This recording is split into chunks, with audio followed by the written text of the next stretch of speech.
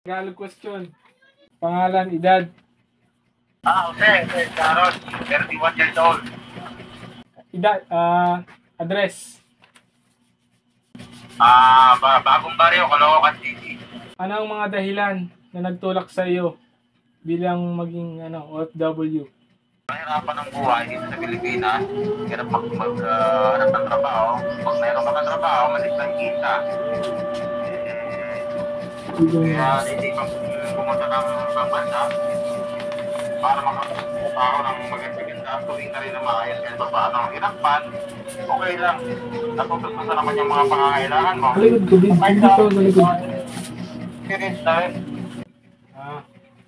Ano ang, number 3 na kita, ano ang mga mahalagang pagkakaiba pati na rin ang mga pagkakatulad ng bansang pinuntahan mo at ng ibang bansa? Ang pagkakaparehas ng ng Pilipinas sa napuntahan mong bansa? Disiplina. Disiplina. Kahit pinuntahan ko, disiplina talaga. So, nag-iinit. Magulo, makalat. Talagang pag nakita ka ng tapon ka, huli ka ng pulis.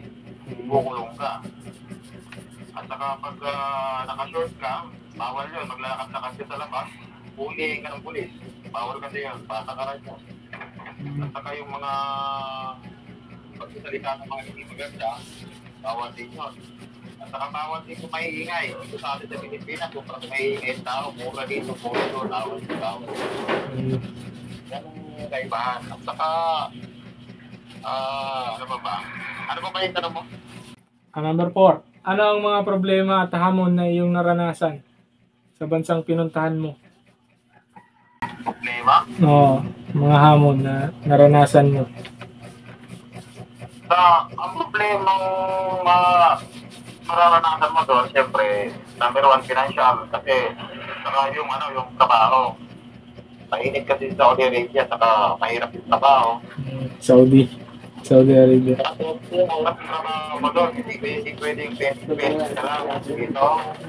Hindi pwede yung sa ibang bansa. Kailangan trabaho ka talaga. Kailangan magtrabaho ka hanggang umaga, magtrabaho ka. Kailangan presyo ng boss mo. Kailangan subscription. Number 5 na tayo. Ano ang iyong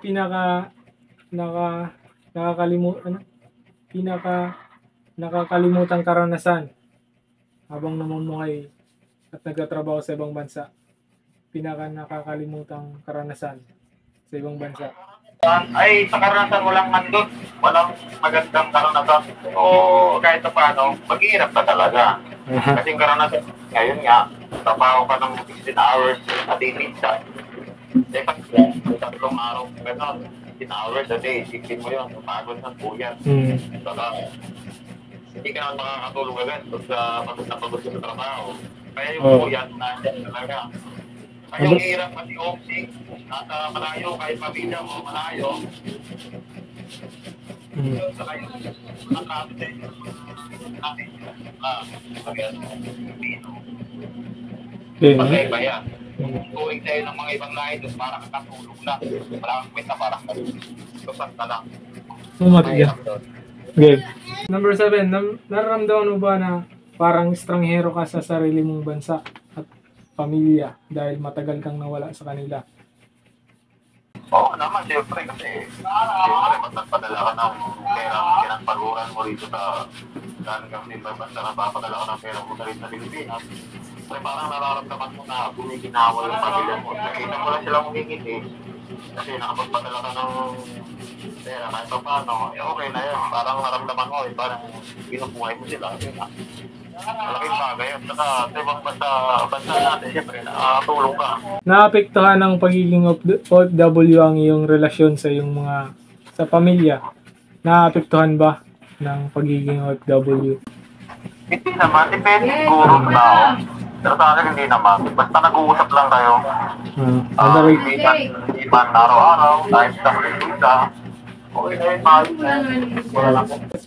Sa tingin mo ba, ang pagiging OFW ng magulang ay negatibong naapektuhan sa iyong anak? Hindi, makakasituan. Kasi na lumaki siya, kung bata lumaki na kasama ka, hindi kasi nasa ibang bansa ka, siyempre malaking bagay na sa bata na kasama mo yung pamilya.